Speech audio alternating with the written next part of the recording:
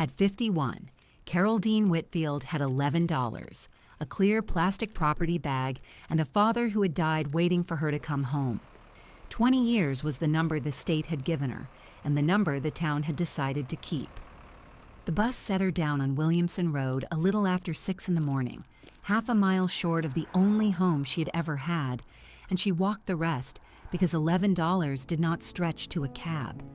Behind her, the Mill Mountain Star still burned on the ridge, the way it had every night of her girlhood, hanging over a Roanoke that had plainly learned to get along fine without her. Ahead of her was her father's shop, condemned, padlocked, and already promised to a developer who assumed a woman fresh out of prison owned nothing worth fighting for.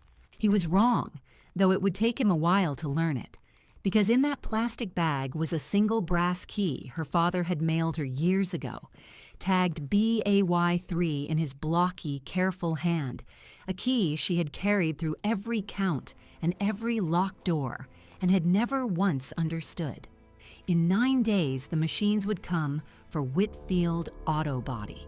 She meant to get inside first, and the man who never bothered to turn around was going to find out what Ray Whitfield had spent 20 years quietly keeping.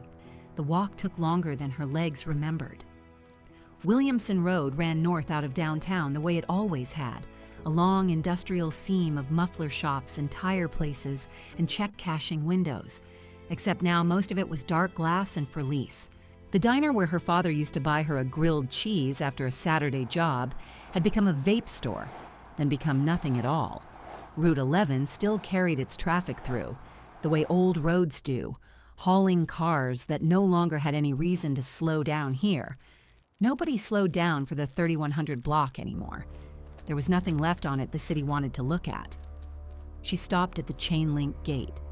Someone had run a padlocked chain through the gap and let the weeds come up through the cracked apron, knee-high and gone to seed. Through the grimy front window, she could see the lift in Bay 1, rusted down on its post, sitting exactly where it had sat the last time she stood on this lot. The light over the office door was dead. The words above it had faded to ghosts, but she could read them because she had grown up reading them. "We keep what we fix." Her father had painted that himself, the summer she turned 9, balanced on a milk crate with a 2-inch brush and a cigarette he was not supposed to have. He said it to customers like a promise and to her like a rule. She had always thought it was about cars. Carol wrapped both hands around the plastic bag and held it to her chest and stood there. She did not cry. She had done her crying in a place that gave a person no privacy for it, and there was none left in her now for a chain-link fence. She just read the yellow notice until the words went flat and stopped meaning anything at all. There had been a time when Whitfield Auto Body was where you took a car you could not afford to lose. Ray Whitfield could coax a dead engine back to life with a junkyard part and a long, patient afternoon, and he charged what people could pay, which was not always the same as what the work was worth. Men came in, broke, and drove out in a running truck on the strength of a handshake and an understanding that they would settle when they could. Some of them never did. Her father wrote their names in a cloth-bound ledger anyway, in that same blocky hand, and he never once sent a man to collections. When she was small, she thought the ledger was just where the money lived. It would be a long time before she understood what he had really been keeping in it. Then came the thing that took Carol away, the thing the town never quite found a way to forgive, and Roanoke did what towns do. For about 2 weeks, the casseroles came. Foil pans stacked on the office desk, tuna and noodle and somebody's green bean affair, left by women who could not manage to meet Ray's eye. Then the casseroles stopped, and the looking away started, and that part never really ended. People did not say the Whitfield name unkindly. They simply stopped saying it at all, which was its own kind of verdict, and a cleaner one to live with if you were the one declining to say it.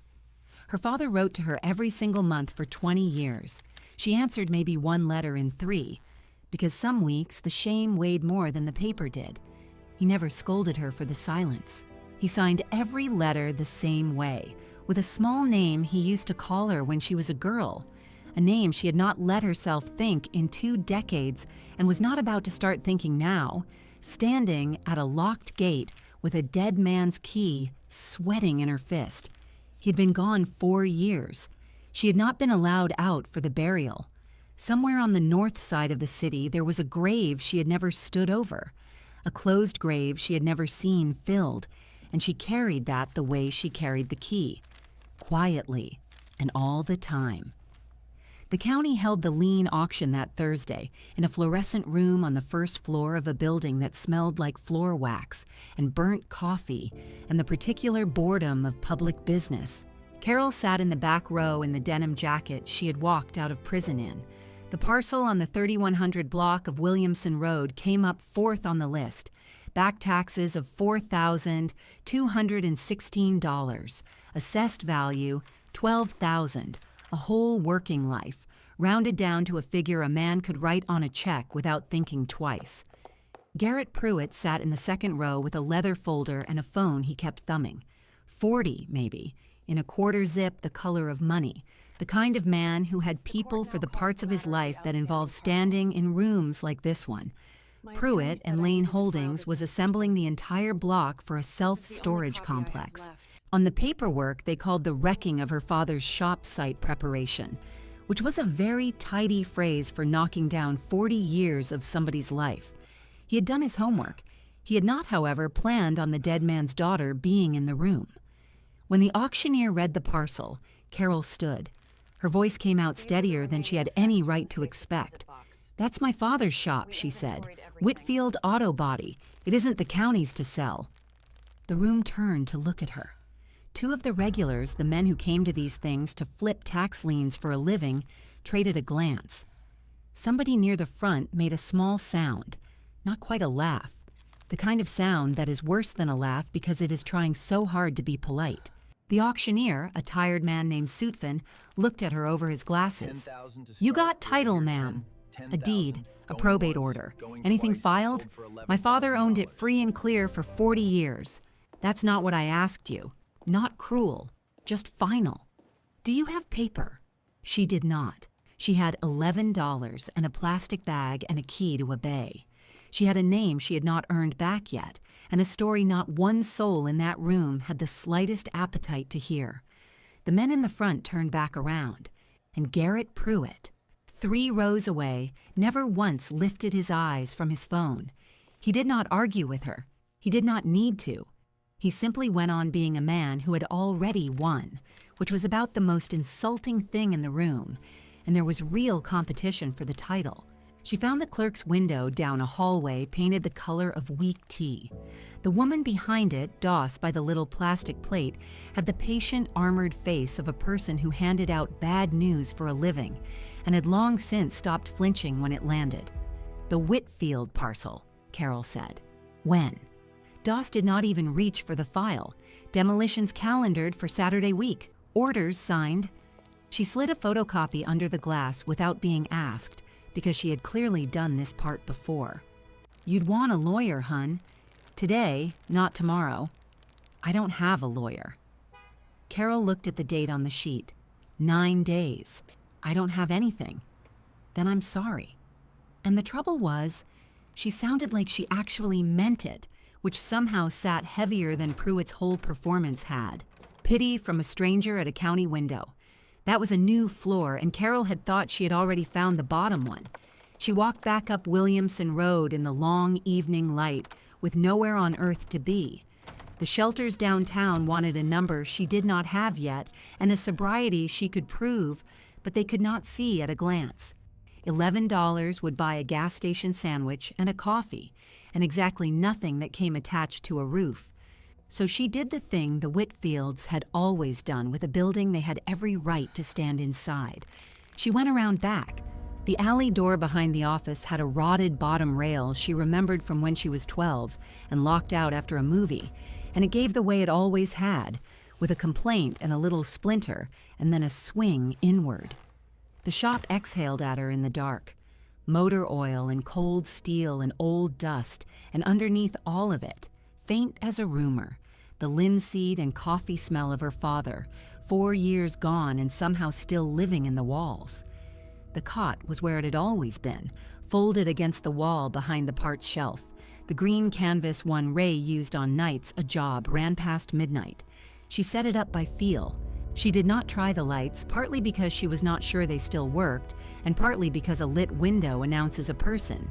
And she had spent 20 years learning not to be seen wanting anything. She lay down in her jacket with the plastic bag for a pillow and the brass key shut tight in her hand.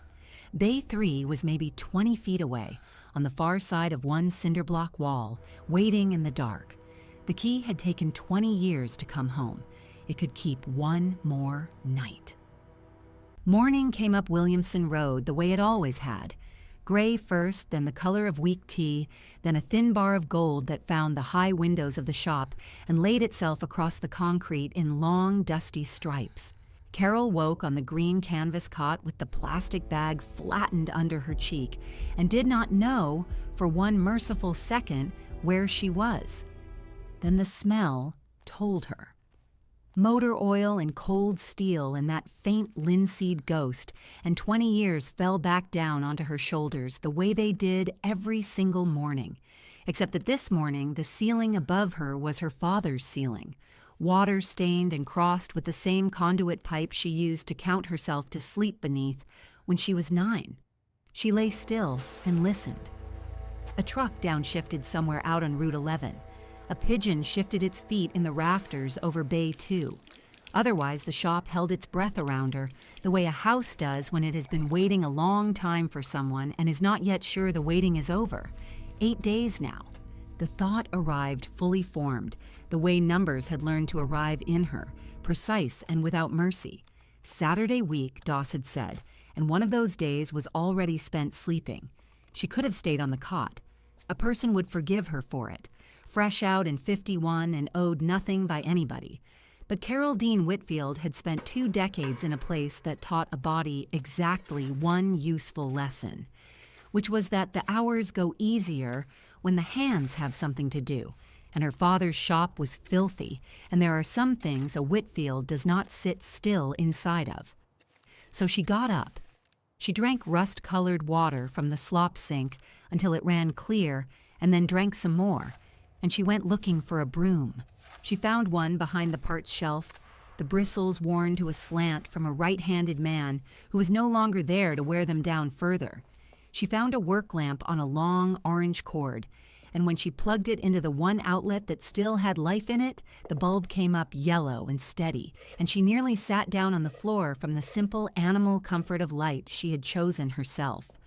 She hung the lamp from the lift arm in Bay 1, and she started to sweep. It is a strange thing cleaning a place like that. There was no reason to. The bulldozer does not care whether the floor it cracks is swept.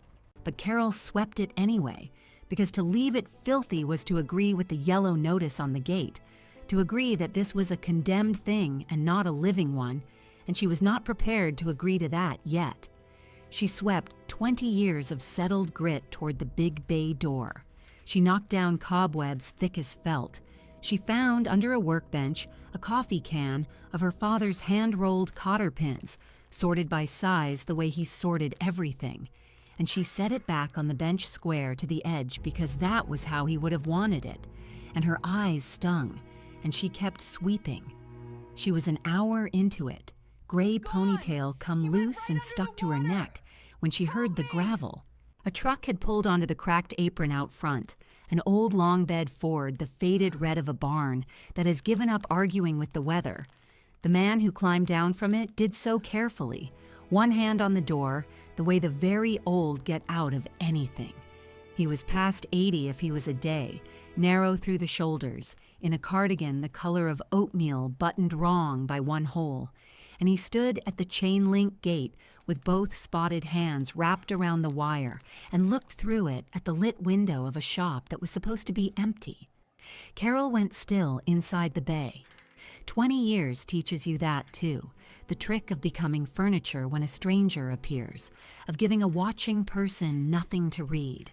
She kept the broom in her hands like a thing she might need. "Ray?" the old man called, and his voice cracked on the one syllable, and Carol understood with a small, terrible lurch that for half a second This man had forgotten, the way the grieving do, and had let himself believe the light in the window meant his friend had come back to work.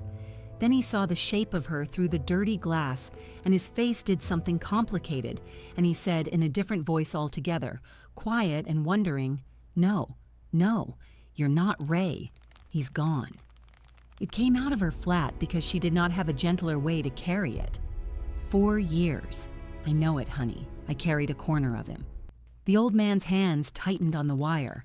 He squinted at her through the morning glare, leaning in, and she watched him do the arithmetic that everyone in this town did when they looked at her too long, watched him take the gray in her hair and the shape of her jaw and the denim jacket and put it against a memory, and she braced for the moment his face would close, the way the whole town had learned to close.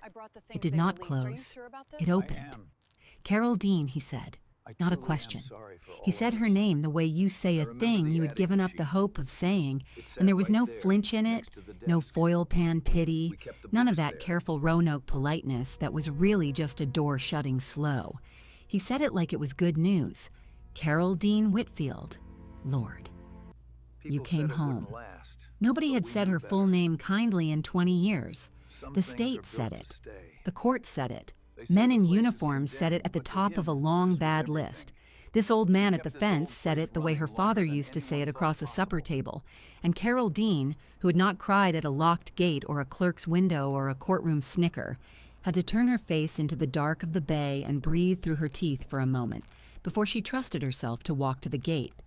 "You'll have to forgive me," she said when she got there. "I don't think I know you. No reason you would. You were a girl in pigtails getting underfoot, and I was the fellow with the adding machine your daddy kept in the back, telling him he couldn't keep giving the work away." He let go of the wire with one hand and held it out through the gap, formal as a deacon. Otis Crandall. "I kept Ray Whitfield's books 30 years. Balanced this shop every quarter from 1974 until the week they padlocked it. He was the best man on this whole road and the worst businessman the good Lord ever made, and I loved him like a brother. And I have been driving past this gate every blessed morning for 4 years because an old fool doesn't know how to stop coming to work." She took his hand. It was dry and light and strong, the hand of a man who had spent his life adding columns and meant every total. They stood there a moment, an old bookkeeper and a paroled woman, holding hands through a chain-link fence on a dead block of Williamson Road, while the Mill Mountain Star sat colorless up on its ridge in the morning, switched off for the day, waiting for dark to mean anything again. "The back door still gives," she told him, "if you want to come in out of the sun." He wanted to. It took him a while to come around through the weeds and longer to manage the rotted rail, and Carol found she did not mind the waiting at all, because for the first time since the bus, she was not standing in a place alone. Inside, Otis Crandall turned a slow circle in the swept bay and looked at the rusted lift and the coffee can of cotter pins squared to the bench edge, and he nodded like a man confirming something to himself. "You set his pins back straight," he said. He'd have liked that. "Drove me half out of my mind, the squaring, everything square to the edge." He lowered himself onto the stool by the workbench with a sound like a hinge. "You sleeping in here, honey?" There was no point lying to a man who had already done the math on the cot and the plastic bag. 8 more days, she said. Then the county knocks it down. There's a developer's got the whole block. Storage units. She heard how thin it sounded, said out loud in the daylight. "I went to the auction. I don't have any paper that says it's mine. Far as Roanoke City's concerned, I'm a woman trespassing in a condemned building, and they're not wrong." Otis was quiet for a moment. His hand had found a patch of the bench top and was rubbing it slow, the way you'd gentle a horse, or a memory. "Pruitt," he said, and made the name sound like something he'd found on the bottom of his shoe. "Tall fella, dresses like a magazine, Pruitt and Lane. He came sniffing around 2 years back when the taxes first slipped. I told him what I'm fixing to tell you. Ray Whitfield did not die owing this town a single solitary thing, whatever the county ledger says, And there is more to the accounts on this shop than ever made it onto a tax roll. Something in the way he said accounts made Carol set the broom down. What do you mean, more? The old man looked at her a long moment, and she watched him decide something. Watched him weigh 30 years of a dead friend's privacy against 8 days and a bulldozer, and come down on her side of it. I mean, I balanced this man's books for 30 years, he said. And for the last 20 of them, every single month, regular as a church bell, there was money going out of this shop that had no business going anywhere. A shop barely making its light bill, and every month a sum moved out of it. Careful, into an account I never saw the far side of. I asked him one time. I said, "Ray, what am I posting this against? I've got to call it something."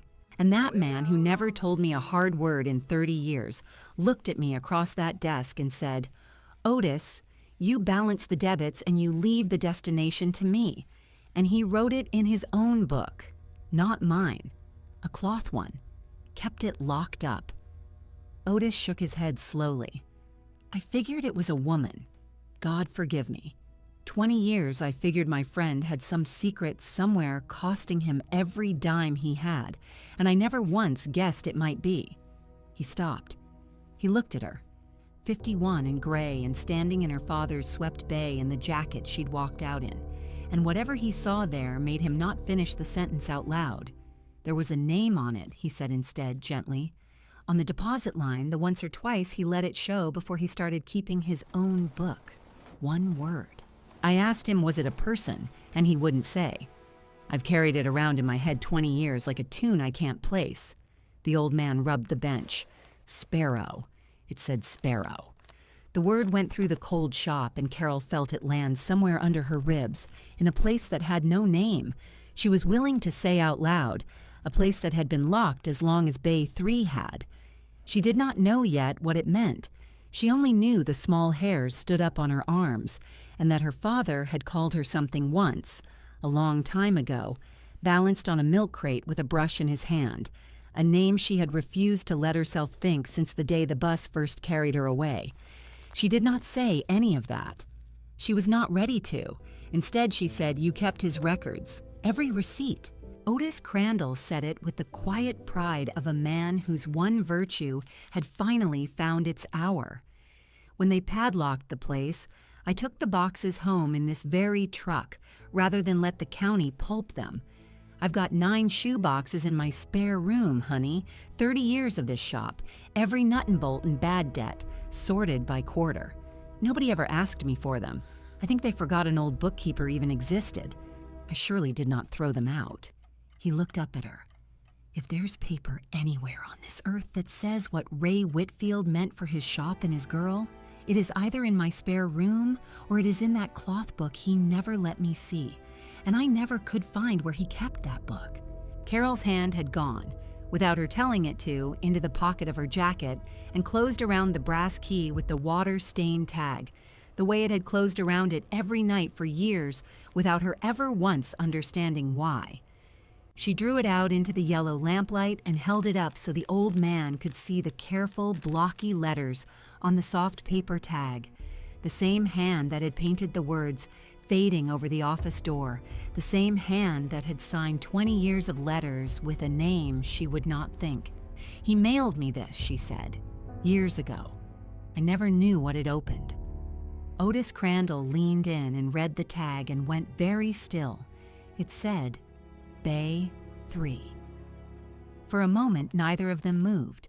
The key hung in the lamplight between them, turning a little on its own weight, throwing a small wobbling coin of brass-colored light up onto the underside of the old man's chin. He mailed that to you, Otis said. It was not quite a question. Year 6. She had not meant to know the number that fast, but the numbers always came to her now, precise and without mercy. The way they had learned to arrive. No letter with it, no card. Just the key in an envelope with my number on the front and the prison's address under it and his own return up in the corner, in that same hand. They opened it before me, the way they open everything, and turned it over twice, looking for what it was good for. And when they could not find a single thing it was good for, they let me keep it. She closed her fingers over the tag, 14 years I carried a key to a door I couldn't get to. For a long while, I thought he sent it to be cruel, to remind me what I'd thrown away. Later, I decided he'd gone old and forgetful and just mailed me the first thing his hand fell on. I never once let myself think he sent it because he meant for me to come and use it. They went back to Bay 3 together, the old bookkeeper and the paroled woman, slow as a procession of two. The way into it was a man door set in the cinder block wall, steel, painted the same dead gray as everything else, fitted with a hasp and a padlock, gone the orange of an old penny. Carol had walked past that door twice in her morning of sweeping and told herself it was a closet, and she had not let herself try the handle. Some part of her, the part that 20 years had taught to ration hope down to the gram, had known what the tag would say before she ever read it and had not been ready to find out. She fit the key to the padlock. It did not want to go. 4 years of weather had gotten into the works, and her hand was less steady than she would have liked. Otis did not offer to help, and she was grateful to him for it because this was hers to do or not do. She worked the key gentle, the way her father had taught her to work anything stubborn. No force, just patience and a little oil if you've got it, and patience if you don't. And the wards turned over with a small, reluctant grief of a sound, and the shackle sprang. The door swung inward on darkness and a smell that stopped her on the sill. Linseed. Stronger here, much stronger, and beneath it the close sweetness of old sawdust and touch-up paint, and something else, something human and shut in, the particular smell of a place where a man has spent a great deal of time being alone on purpose. The work lamp's light reached in past her shoulder in a long yellow wedge and laid itself across a floor that was not like the floors of the other bays. The other bays were a shop. This was a room. There was a chair in it, a kitchen chair with a cushion worn to the shape of one particular man. There was a thermos on a shelf and a transistor radio and a calendar from a Roanoke parts house still turned to a month 4 years gone, the way clocks stop in houses where something has happened. And the walls. Carol stood on the sill and looked at the walls and felt the floor of her go out from under her because her father had papered them, not with the pin-up calendars other men hang in the backs of garages, but with her. Her school pictures, the cheap ones, gap-toothed and solemn, year over year up to the last one before everything. A child's drawing of a car, all wrong, the wheels bigger than the roof, gone amber with age, and thumbtacked dead center, where a man at that chair would see it without turning his head. And in the corner, by the lift, a milk crate. A plain wooden milk crate, the kind he used to stand her up on so she could reach the fender. She did not go to the pictures. She was not strong enough yet to go to the pictures. She went to the lift because the tag had said Bay 3, and the key had opened the room, and a key that travels 20 years means to open more than a door. Behind the lift, the cinder block gave way to a section of pegboard, the cheap, soft kind a man puts up to hang his tools on, and tools still hung on it. A timing light, a coil of vacuum hose, a torque wrench, asleep in its yellow case. It looked like nothing. It looked like the back wall of every garage in Virginia. But Ray Whitfield had hung that pegboard, and Ray Whitfield hung everything square to the edge, squared the world to the 16th of an inch, and drove poor Otis half to madness doing it. And this one bottom corner of the board stood a clear quarter-inch proud of the block behind it. She saw it the way you finally see a misspelled word on a sign you have driven past 100 times. Once she had seen it, she could not unsee it. She crossed the cold floor and laid her flat hand against the board and felt down along the soft, swollen edge with the pads of her fingers, slow, reading it like a blind woman. And there, at the proud corner, her nails caught on a seam that was not a seam, a thin black gap where the block behind the board had been cut clean away. The pegboard came up in her hands lighter than it had any right to be, hinged at the top on 2 strips of cut leather so that it lifted like the lid of an old school desk. Behind it, the wall had been hollowed out, 3 courses a block high and 2 wide, a hole a careful man had opened with a cold chisel over what must have been a long, patient string of nights after the lights on Williamson Road went dark. He had lined it against the damp with a feed sack folded double, and into it, in the only hiding place he had left in all the world, Ray Whitfield had put the only things he had left to keep. There was a coffee can, the twin of the one squared on the workbench out front. When she thumbed the plastic lid, it gave up not cotter pins, but paper, dozens of leaves of it, folded once the long way. United States savings bonds, the old kind with the eagle, made out in the small denominations a working man can buy at a bank window, with whatever is left at the end of a hard month, $50, 100. One for 200 that must have stood for a very good month indeed. She did not count them. She could not have counted, with her hands the way they had become. And beneath the can, wrapped in a clean shop rag the way you would wrap a thing being christened, was a book. It was cloth-bound, the cloth of faded oxblood gone nearly brown, the 4 corners worn through to the gray board beneath from years of being handled by the same 2 hands. It was the book Otis Crandall had balanced a shop around for 20 years and never once been let to see. She knew that before she turned it over. And when she turned it over, the front cover had been lettered by hand in her father's careful sign-painting brush, the white gone ivory with age, the very same letters as the words fading over the office door, the very same letters as the soft paper tag on the key, 4 of them. We keep what we fix. Behind her, Otis made a small, broken sound. That was the shop motto, he said, and his voice had lost its footing. He painted it up over the office the spring he opened, 1974. All these years I took it for advertising. We keep what we fix. Bring us your wreck and we'll set it right, and you can trust us with it. He was quiet a moment in the linseed dark. That is not what he meant by it. I am standing here. An old man finally understanding that is not what he meant by it at all. You have already guessed whose name waited inside that book.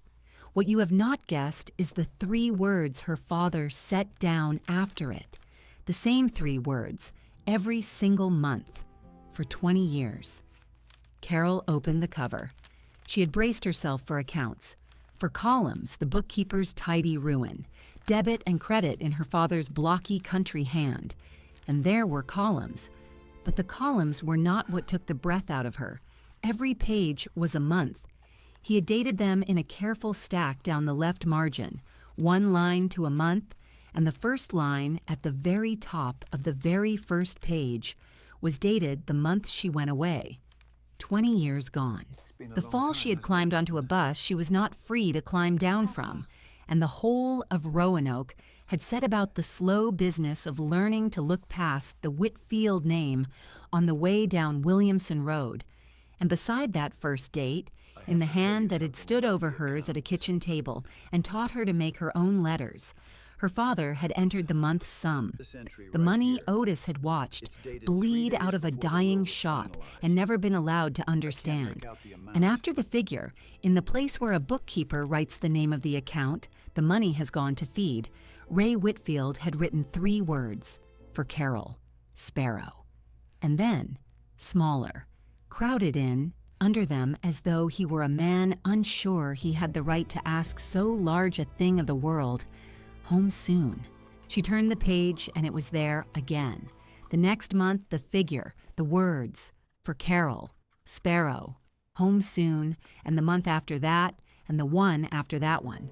Some months the figure was generous and round. Some months it was only a few dollars, scratched in small beside a harder, tighter note. Slow week, or shop quiet, or simply lean. And she understood, turning those pages, that on those months her father had gone without some plain thing a man is owed, so that the line would not be broken. Page after page after page, 20 years of pages, and not one gap in them, not one missing month in 2 decades of months. Every line closed itself the same way a frightened man closes a prayer the same way every single night, because the words are the one thing he has found that holds the dark a little ways off. For Carol, Sparrow. Home soon. Sparrow, Otis said behind her, very low, like a man who has finally placed a tune that has been worrying him for years. That was the word on the deposit line, the once or twice he let it show before he started keeping his own book. Sparrow. 20 years I figured it for a woman, God forgive an old fool. 20 years I grieved my friend for some secret love eating him down to the bone, and it was. He could not finish it. It was you. The whole time, the account was you. Carol's face was wet, and she had not felt it begin. He called me that when I was small, she said, and the words came up from a long way down, from the locked-off place she had not let herself open in 2 decades. I made myself forget it. I had to, in there. He'd stand me up on that crate so I could reach the fender and put a little brush in my hand and a cup of the touch-up, and he'd say, "Careful now, Sparrow, light on the wing," and I'd paint the chips on the door edges where the road salt got them in the winter. I was the only one in the shop small enough to do the door edges without leaving a run. She pressed the back of her wrist hard against her mouth, Sparrow, because I was forever perched up on something I wasn't supposed to be up on. The crate, the bench, the top of the parts ladder. She looked down at the open book in her 2 hands, and 20 years he sat in this chair and wrote it down. Light on the wing. There was a last entry. She turned to it almost against her own will, the way you turn to the close of a letter you are not ready to be done reading. It was dated a little better than 4 years back, and the hand had gone shakier than all the hands before it, the letters fighting now to hold their line on the page. The figure beside it was the largest sum in the whole book, and the 3 words after it had changed. For Carol, Sparrow. The deed is in the back. It was always yours. Come home and they cannot take it from you. Folded into the back cover, behind the final page, pressed flat for 4 years under the weight of the shutbook, was a single document, blue-backed, the heavy kind the courthouse stationer sells, filled out in that same careful hand, signed along the bottom, and stamped beside the signature with the crimped seal of a notary and a date. Carol did not know what she was holding. She had been gone too long. The only law she had learned in 20 years was the other kind. But Otis Crandall had kept books for half a century and buried a wife and signed the quiet papers that come after a death. And he took the blue page from her hands as gently as a man taking up an egg, and he held it out flat to the lamp, and he read it, and his old face came apart at the seams. "It is a transfer on death deed," he said. "Lord have mercy on us." He put the parcel in his own name, and he made out a transfer on death deed, and he signed it, and he carried it to a notary and had it sealed. He looked at her over the top of the blue page, and his eyes were streaming, and he did not seem to know it. "Do you understand what this is, girl? This is not a letter. This is not a sentiment. This is the ground. This says that on the day Ray Whitfield's heart quit, this lot and the shop standing on it and every wrench inside it pass whole to one named living person. No probate, no auction, no lien sale on the courthouse steps, by operation of the law the very day he died." The paper trembled in his grip, and it names you, Carol Dean Whitfield, in full. It has got the parcel number and the deed book and the lay of the land written out, and it is signed and sealed and dated 4 years past. And honey, his voice split clean down the middle. It was never recorded.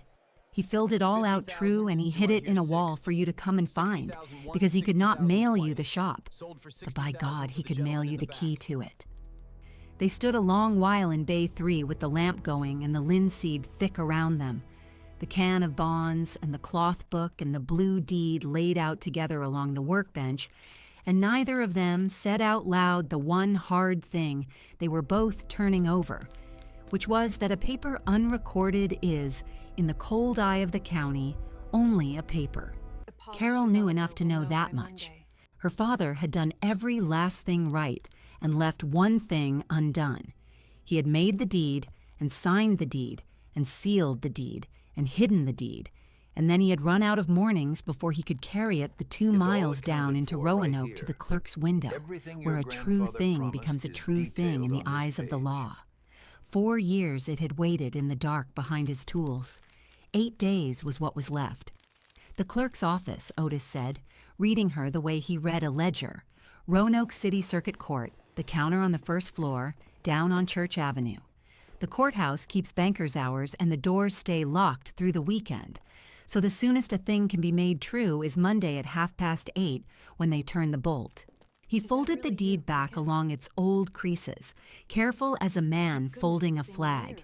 I have walked papers up to that counter more times than you have years on you, and I will walk you up to it myself and stand at your elbow while you do it.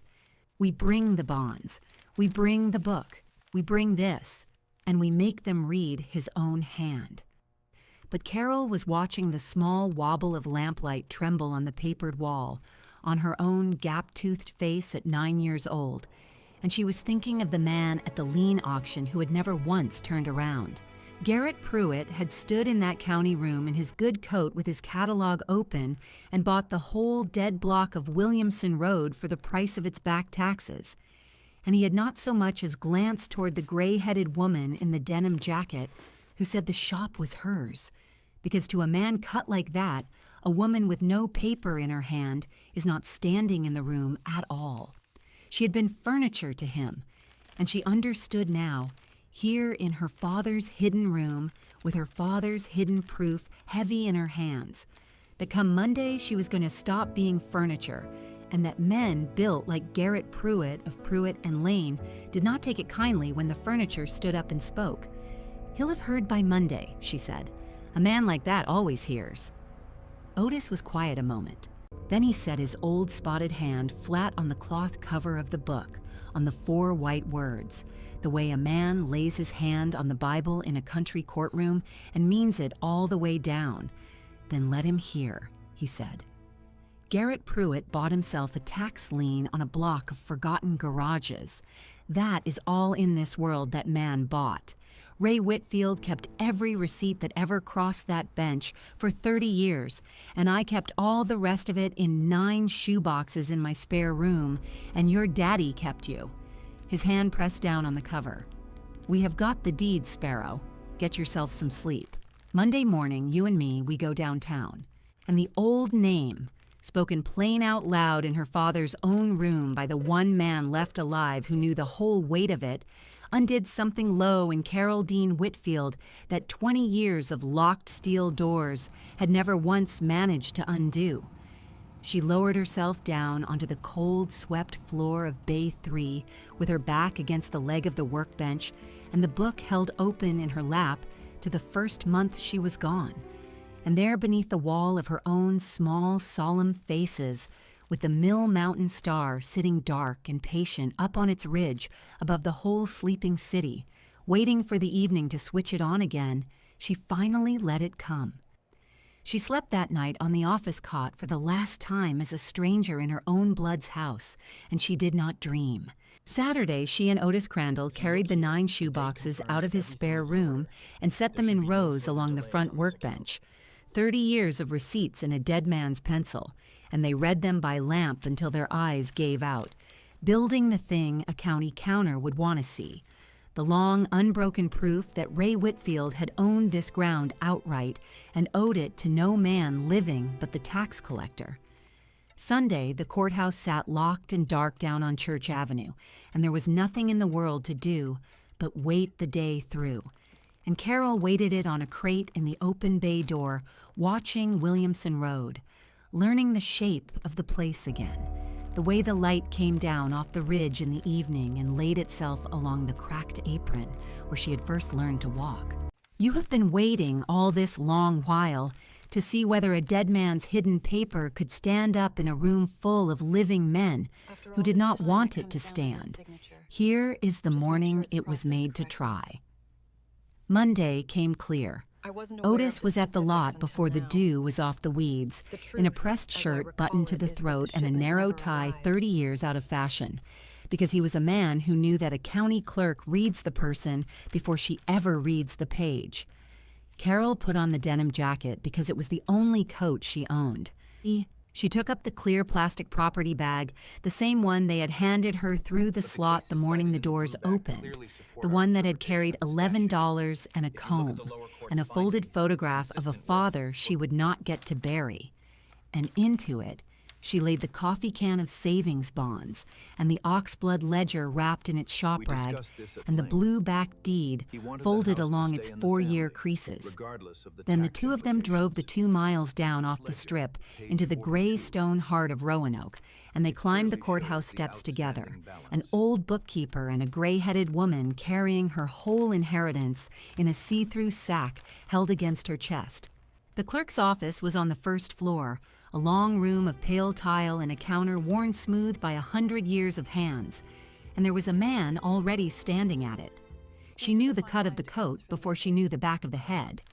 Garrett Pruitt had a lawyer beside him, a young one with a soft leather folder open on the counter, and the lawyer was speaking low and fast and certain to the woman behind the glass, saying the words clear title, and saying the words purchase option, and saying the words before the close of business, sliding a single, freshly typed sheet across the worn wood with 2 fingers. They were clearing the block. They were doing it the quiet, legal, Monday morning way, getting the paper filed that would let the machines come down off the trucks on schedule. And Garrett Pruitt stood at his lawyer's shoulder with his hands in his pockets, watching the wall clock, a man who had bought a whole forgotten street for the price of its arrears and had never once expected the street to answer him back. Carol Dean Whitfield walked up to the counter and stood beside him, and she set the clear plastic bag down on the wood, and she opened it. She did not raise her voice. She had learned, in the place she had been, that the people who get heard in a hard room are most often the ones who go still and let the hard room lean in to listen. She drew out the blue deed and unfolded it flat under the clerk's hands, turned so the woman could read it true, and she said the only word she said in that whole long room. "This was set down against my father's land 4 years ago," she said, and then she stopped herself because she would not begin her free life standing on a thing that was not exactly so. "It was signed and sealed 4 years ago. I have come to record it now." The clerk was a heavy-set woman with reading glasses on a beaded chain, and she had worked that counter long enough to know the difference between a good coat and a true thing on a page. And she put her glasses up onto her nose and bent over the blue deed and went still. The young lawyer kept talking for a moment into the quiet, the way a man keeps pedaling a half-second after the chain has come off the gear, and then he stopped too, because he had seen the seal. "That is a transfer on death deed," the lawyer said, and there was a new and careful note come into him. "It surely is," said Otis Crandall, and he laid the oxblood ledger open on the counter beside it, to the first of 20 years of months, to the figures and the 3 small words closing out every single line, and he turned it so the clerk could see a dead man's hand, keeping faith with the same promise over and over down 2 decades of pages. Ray Whitfield held this parcel free and clear, and he willed it on his death to his only daughter, signed and notarized.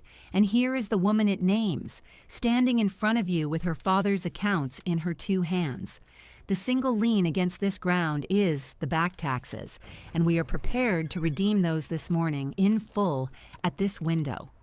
He set the coffee can down with a soft, heavy sound and thumbed off the lid, so the folded bonds showed pale inside. The United States government has been holding Mr. Pruitt's redemption money since before Mr. Pruitt drew his first breath. It was not loud, and it was not long. Garrett Pruitt turned around. He had not turned around in the county room the day she stood up and said the shop was hers, and the catalog crowd had laughed her down to her seat. And now, at last, in the cool, tiled quiet, the man turned the whole way around and looked at the gray-headed woman he had taken for nobody, and he understood that the nobody had walked in carrying paper. The clerk read the deed twice. She read the date and the seal and the parcel number, and she lifted the typed option sheet the young lawyer had slid across and held the 2, side by side, the dead man's notarized deed of 4 years standing, and the developer's unsigned, unrecorded, that very morning option. And any clerk in any courthouse in Virginia can tell you which of those two things the law will turn its eye to first. She did not argue it with a soul. She simply drew the typed sheet back across the counter and set it down in front of the lawyer. Off the record, untaken, and she took up the blue deed in its place. And she reached over and pulled the heavy dater toward her and pressed it down on the corner with both hands. The stamp coming down on the page made a small, flat sound, and that small, flat sound was the loudest thing in the room. She did not stop there, the clerk. She was a county woman, and she had read both those papers, and she had her own questions now about a typed option somebody had tried to walk past her ahead of a recorded deed. And she called the supervisor over, and the two of them put a hold on the demolition order pending probate so that no machine would touch the Williamson roadblock until a judge had looked at every line of it. And before Carol and Otis had even left the building, the supervisor was already pulling the other parcels along the strip. The 3 more lots Pruitt and Lane had been quietly clearing with that same soft leather folder to see whose names had been written past in the same fashion. Garrett Pruitt got his tax money back to the penny that morning, with interest, the way the certificate had promised him, and not 1 foot of the ground he had come for. He went out without his option and without his street, and the young lawyer carried the soft folder out behind him with the 1 loose sheet still untaken inside it. They drove back up Williamson Road in the late gold of the afternoon, with the recorded deed in Carol's lap, stamped now, true now, hers now in the cold, sure eye of the same county that 20 years gone had taught itself to look past her name. Otis let her out at the lot and would not come in, said that an old man knows when a thing is meant to be done by one person standing alone, and he lifted his hand to her off the wheel and drove on home to his shoeboxes and his quiet rooms. Carol Dean Whitfield walked up the cracked apron by herself and took hold of the chain on the bay door and ran it up, and the evening poured in across the swept floor and the squared cans and the patient hanging tools. She set the empty plastic bag on the workbench and smoothed it flat with the side of her hand and folded it once, and left it lying there beside the lamp. Then she found the long stick switch on the wall and threw it, and the shop came up warm and yellow from the inside out, the way it had every working evening of her girlhood, throwing its light back through the open bay and out across the road for the first time in 20 years. Up on the ridge, the star came on, white against the deepening blue. Down on Williamson Road, the light stayed on in her father's shop,